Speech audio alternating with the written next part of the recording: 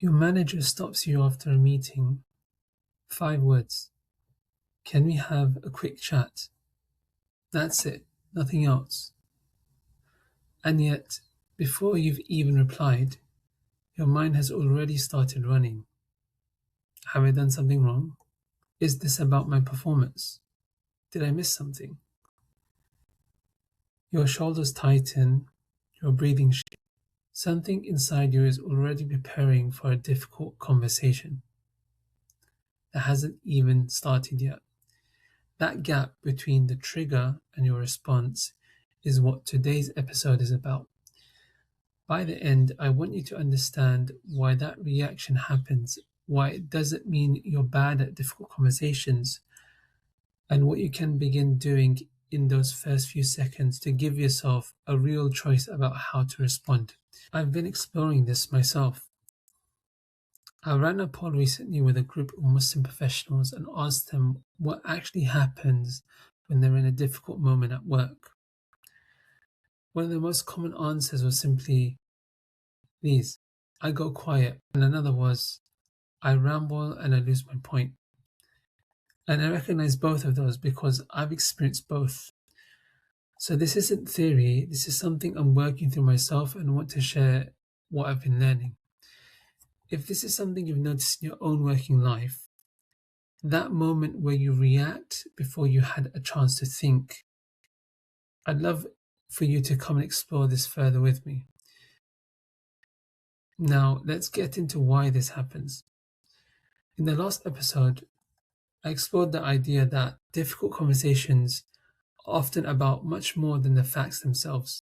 Two people can experience exactly the same conversation and leave with completely different conclusions because they're attaching different meanings to the same situation.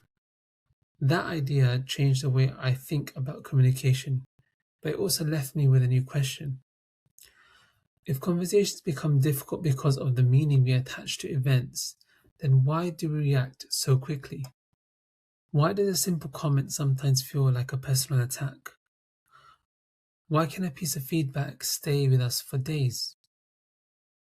Why do we say things we regret even when we know better? That scenario I opened with the quick chat after a meeting is a perfect example of what I mean. Nothing significant happened. No criticism had been given. No difficult conversation had even started. And yet something inside was already preparing for one. I find that really interesting because it suggests our reactions don't begin when someone starts speaking. Very often they begin when our mind starts interpreting what might be about to happen. One of the biggest shifts in my own thinking has been solely focusing on how do I say the right thing towards asking what is happening inside me right now. That's a very different question and I think a useful one. Because if we only focus on our words, we're dealing with the final stage of the process. By that point, our emotions may already have shaped the conversation. Instead, I've started becoming more curious about what happens underneath the surface. Why does one comment bother me while another doesn't? Why do certain conversations feel emotionally exhausting before they even begun? What is my mind trying to protect? Something else I've noticed is that we often judge ourselves harshly after reacting emotionally. I should have handled that better. I shouldn't have got defensive. Why couldn't I just stay calm? But perhaps that's not the most helpful place to begin. Because if we don't understand why our reactions happen, we'll probably keep repeating them. It's a little like trying to improve your driving without understanding how the car works. You might eventually get better through experience, but understanding what's happening beneath the surface makes improvement far more intentional. What surprised me most in my reading was our first response in a difficult conversation is often not a thinking response. It's a protective response. We react before we even fully reflected, sometimes before we've even consciously understood what we're reacting to. And that changed the way I think about difficult conversations completely. Because perhaps the goal isn't to stop ourselves feeling emotion. Perhaps the goal is to recognizing it early enough that it doesn't start making decisions on our behalf. So, why does this actually happen? Why does our body react before our thinking mind has a chance to catch up? That's the question I want to explore next. One of the ideas that has helped me make sense of this is that in my situations, our body reacts before our thinking mind has a chance to catch up. When I first came across this, I found it incredibly reassuring because it explains something I'd experienced many times but never really understood. Have you ever noticed that during a difficult conversation, your body seems to know something is happening before you've consciously processed it? Your breathing changes, your jaw tightens, your shoulders become tense, your heart starts to beat a little faster. For a long time, I assumed that meant For a long time, I assumed that meant I simply wasn't very good at handling difficult conversations. Now I'm beginning to see it differently. It's part of being human. Our brains are designed to notice potential threats. Historically, this ability has been essential for human survival. Allah created human beings with the ability to respond quickly to danger. One apparent wisdom of this is that delaying to analyze every situation could have been harmful. Although our workplaces are very different from the environments early generations lived in, our brains still respond quite quickly to perceived threats. The threats we face today are often very different from those faced by early generations.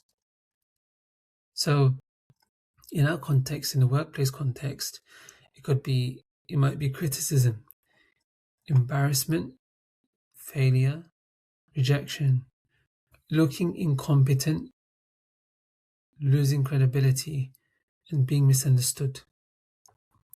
Objectively, those situations aren't life-threatening, but subjectively they can feel significant because they touch on things we care deeply about.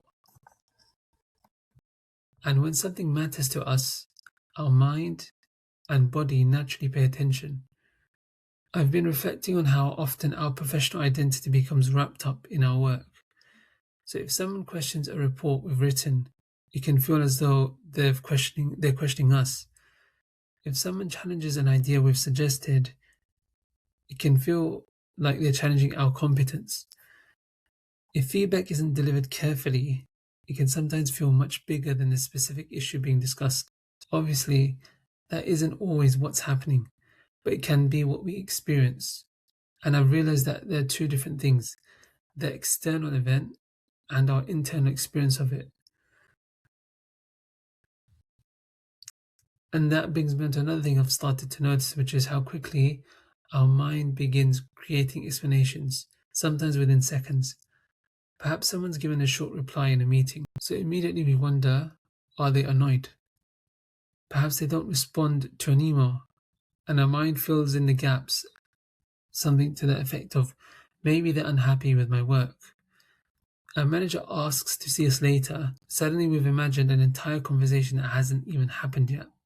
What's interesting is that these explanations often feel like facts, but they're usually interpretations, sometimes accurate, but sometimes completely wrong.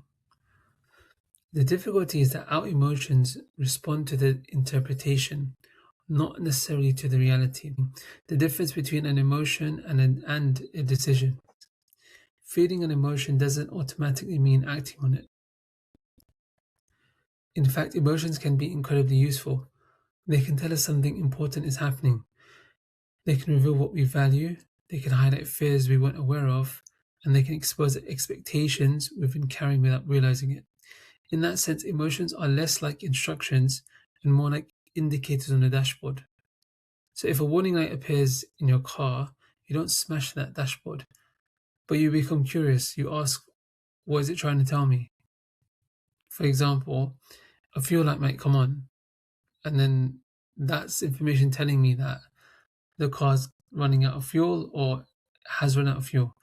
If the engine light comes on, that means that there's a much bigger problem in terms of the car may break down, or the car has a big fault. So maybe our emotions deserve that same kind of curiosity, not immediate obedience to it, and not immediate suppression, but a curiosity to understand, what is it trying to tell me? Why am I feeling this? What might this be pointing towards? That feels like a much healthier starting point than judging ourselves for having emotions in the first place. So if our reactions are often automatic, then where is the moment we actually have a choice? That's what I want to explore next, because I think it's a much smaller moment than most people realize. The quality of a difficult conversation is often decided in a moment most people never notice. Not the moment somebody speaks, not the moment somebody disagrees, but the moment between the trigger and our response. It's only a few seconds, sometimes even less, but those few seconds can determine whether a conversation becomes productive or confrontational or argumentative. So now I'm going to share a simple sequence that changed how I think about this. First, something happens, an event, someone asks a challenging question, a manager gives feedback, a colleague disagrees with an idea, then almost instantly our mind begins interpreting it. They don't trust me. They're questioning my competence. They don't appreciate the work I've put into this. Then before we've had the time to examine those interpretations, an emotion appears: frustration, embarrassment, defensiveness, and anxiety, and then almost automatically we react. Event, interpretation, emotion, reaction. And because that sequence happens so fast, it often feels like the event itself caused our reaction. But most of us don't react directly to events, we react to our interpretation of those events. Imagine a manager says, "Can you explain why this deadline was missed?" One person hears, "Help me understand what happened." Another person hears, "You're being blamed." The words are identical, but the emotional experience is not. That's why two competent, intelligent professionals that have good intentions can have completely different reactions to the same conversation. Not because one is irrational, but because each person is experiencing the conversation through their own interpretation. That idea can help me be slower to judge myself and other people. Another thing is that reacting often feels good in the moment. If someone interrupts us, we interrupt them back. If someone raises their voice, we raise ours. If someone becomes defensive, we become defensive too. And it almost feels justified. But afterwards, these types of reactions, we tend to regret them. I know I've had conversations where I've left thinking, maybe that wasn't really the person I wanted to be in that moment. Responding doesn't mean pretending your emotions do not exist. It doesn't mean pretending everything is fine. And it definitely is not about allowing poor behavior. Instead, responding begins with creating just enough space to choose your next action, rather than allowing your first emotion to choose it for you. Sometimes that space that we're talking about is only a deep breath. Sometimes it's a pause. Sometimes it's simply saying, "That's a good question, let me think about it for a moment." And we often underestimate how powerful a simple pause can be. Silence can feel uncomfortable, especially in professional settings. Just right now, when I was pausing for that long, it felt uncomfortable. But the reason is we feel pressure to answer immediately, to defend ourselves immediately. But perhaps immediate isn't always better. Perhaps thoughtful is better. Let me give you two versions of the same meeting. In the first, criticism is faced with immediate defensiveness. People interrupt, voices become slightly louder, everyone starts preparing rebuttals instead of listening. the conversation shifts from solving the problem to protecting people's positions. Now imagine that same meeting again and the disagreement is still there, but one person pauses, they take a breath, and instead of defending themselves straight away, they ask, "Can you help me understand what led you to that conclusion?" Nothing magical has happened. The issue hasn't disappeared, but the emotional temperature of the room has changed. The conversation now has space to breathe. This is probably one of a few of the most underrated communication skills that there is in the workplace. It's not about saying something brilliant, but it's about creating enough space for something better to be said. So I used to associate confidence with having quick answers, being articulate, knowing exactly what to say. But now I'm thinking confidence is also, or confidence can look like something much quieter. Being comfortable enough not to rush, being secure enough to ask questions, being patient enough to listen before deciding what you think. And that feels like a different kind of strength, one that I'm trying to develop myself. Now, let's talk about what you can actually do with this. If reacting is often automatic and responding is something we develop over time, how do we actually begin? Because it's one thing to understand these ideas while listening to a podcast, but it's another thing completely when you're sitting in a meeting, someone's challenging your work, and your heart rate suddenly doubles. That's when these ideas are really tested. And the focus is not looking for a perfect response.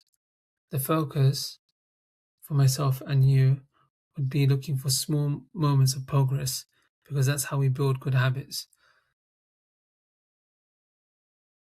And these small habits can gradually change how we show up in difficult conversations. So let me share with you some of the things that I'm trying to work on myself. I'm sharing them because they're actually quite helpful. The first thing is noticing your body before you notice your thoughts. So when we're under pressure, our body often tells us what's happening before our mind catches up. Our breathing changes, our shoulders tighten, our voice becomes a little faster. So these physical changes, they're almost like an early warning system. Instead of ignoring them, try to become curious about them. Sometimes that's enough to stop reacting immediately, not always. So in your next difficult conversation, instead of asking, what am I going to say? Try asking, what am I noticing in myself right now? That one question might completely change how you enter that conversation. The next habit is getting curious before you get certain. So I've realized how quickly I fill in the gaps. Somebody sends a brief email, I assume they're annoyed. A colleague disagrees with me, I assume they don't value my contribution. A manager asks a difficult question, and I'm assuming I'm being criticized. The problem isn't necessarily the situation, the problem is how quickly I become convinced that my interpretation must be correct. So I'm trying to pause and ask a different question. What else could be true? How are they coming into this? How are they showing up in this situation? Or how are they coming into this situation? Is the other person under pressure? Are they simply being direct? Have I misunderstood their intention? Or maybe they actually want to understand my thinking.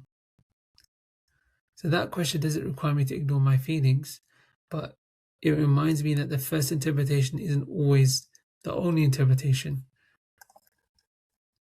That small shift creates space, and sometimes that space is enough to stop a conversation becoming unnecessarily defensive.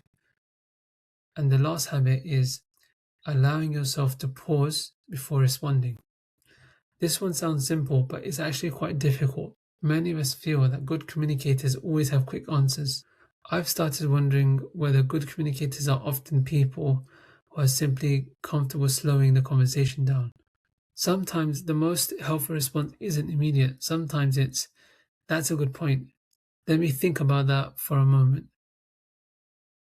Or even, can I ask a question before I answer? Those few seconds don't make us look weak. In many situations, they communicate thoughtfulness and they give us a chance to respond from intention rather than emotion. And I'm finding that those small pauses can change not only what I say, but how I say it. One thing's becoming quite clear to me also is that communication isn't only about techniques, it's also about character. So the techniques matter, they're important, but learning how to ask better questions matters. Learning how to listen matters. Underneath all of these skills is something deeper, and that's the type of person we're becoming. Because the way we respond under pressure often reveals more about our character than the words that we choose. So difficult conversations by their nature are difficult, but they're also opportunities for personal growth if we approach it in the right way. Islam places an emphasis on our character. It's easy to imagine strength as always having the right answer and always winning the argument and always proving our point. But actually, real strength can also be sometimes not choosing to interrupt, sometimes remaining patient when we feel misunderstood, and sometimes listening properly before we decide what someone means. And sometimes it's recognizing our own emotions without allowing them to control our behavior. And Islam doesn't teach us to become emotionless. The Prophet ﷺ experienced sadness, grief, anger, joy. The question wasn't whether emotions existed, the question was how those emotions were expressed. So, was it expressed through wisdom or were they allowed to take control? So, that's a healthier way of thinking about how to deal with our emotions. It's not eliminating them, but it's understanding how to respond to them in a wise manner. Becoming better at difficult conversations isn't always about becoming more persuasive. It can also be about becoming more aware of what's happening inside of us, aware of the stories we're beginning to tell ourselves, and aware of how quickly we move from feeling something to acting on it. Because awareness creates choice, and choice creates a possibility of responding differently. Before your next difficult conversation, perhaps ask yourself just one question. Am I about to react, or do I have enough space to respond? Until then, thank you for listening. Assalamu alaikum.